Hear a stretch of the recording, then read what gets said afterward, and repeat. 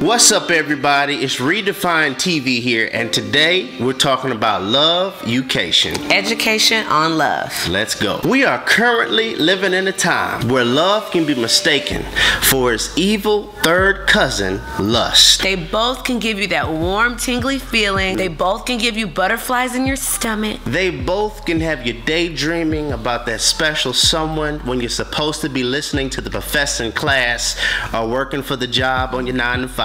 They both can take your breath away.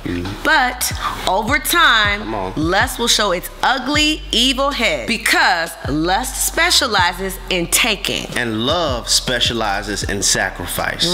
Love is degreed in self-denial. You know why we believe some marriages and relationships don't work? Tell them. Because the Bible says, what God joins together, let no man separate. But the problem is, God didn't join together some of this stuff. Some of this stuff is all you.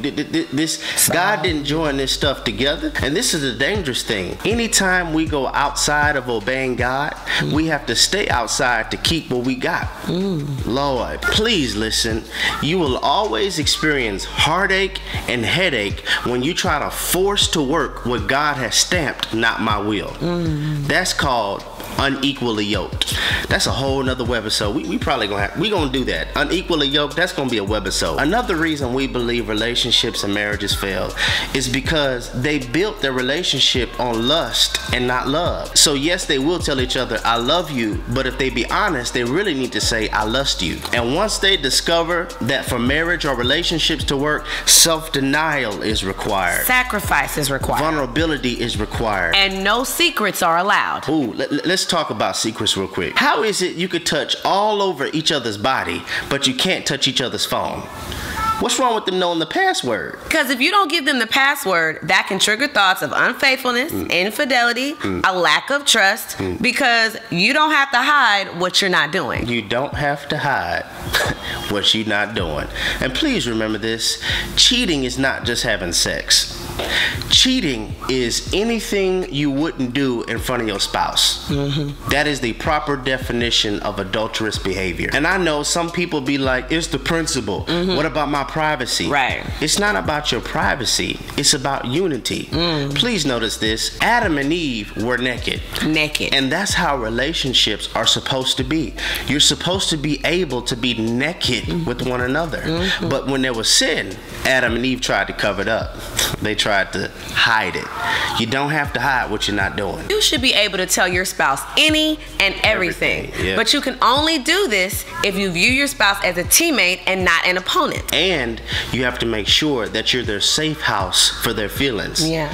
This may be contrary to popular belief, but brothers, your wife should be able to tell you more than she would tell her girlfriends, because you provided a safe house for her, a place where she can land her emotions and disembark in the terminal of your heart, because you protect her emotions. Back to what we were saying. Self-denial is required. Vulnerability is required. Life not revolving around you is required. Because once they realize that all of these requirements are necessary for a healthy union, they're out. Because it was lust, not love.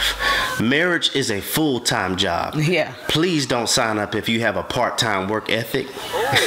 And on that note, marriage is a ministry, and everybody's not called to it. And some say love shouldn't hurt. If that's true, how do you explain the cross? And this is the masterpiece picture of what putting love on display looks like. Jesus hanging on the cross, sacrificing. Why?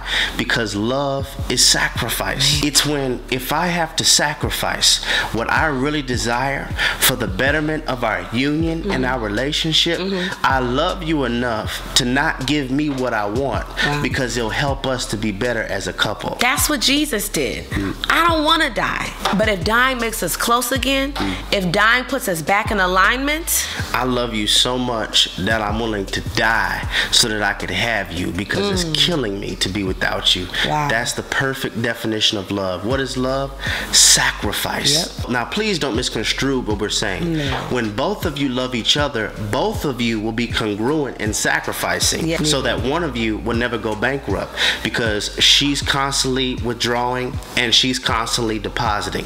He's constantly withdrawing and he's constantly depositing. This is how relationships fail, when one person is doing more withdrawals and the other person is doing nothing but deposits. That's not love, that's lust.